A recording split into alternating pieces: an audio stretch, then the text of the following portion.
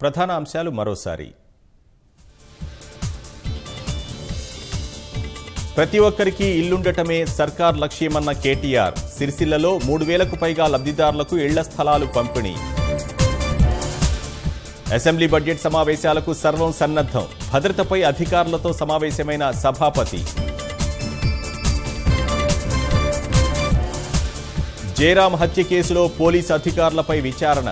రాకేష్ రెడ్డి చెప్పిన సమాచారం ఆధారంగా ఆరా. ప్రేమోన్మాది దాడి నుంచి కోలుకున్న బాధితురాలు. ఆసుపత్రి నుంచి మధులిక డిశ్చార్జ్. విదేశీ పెట్టుబడులకు భారత్ తొలి ప్రాధాన్యమన్న సౌదీ. దేశంలో $100 బిలియన్ పెట్టుబడికి సంసిద్ధత. ఎన్ఐఏ చేతికి పుల్వామా ఉగ్రదాడి ఘటన దర్యాప్తు. ముష్కర ఘాతుకాన్ని క్రూరమైన చర్యగా అభివర్ణించిన ట్రంప్.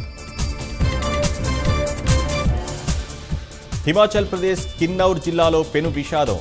మంచు చర్యలు విరిగిపడి 6 మృతి. బెంగళూరులో ప్రారంభమైన ఏరో ఇండియా ప్రదర్శన.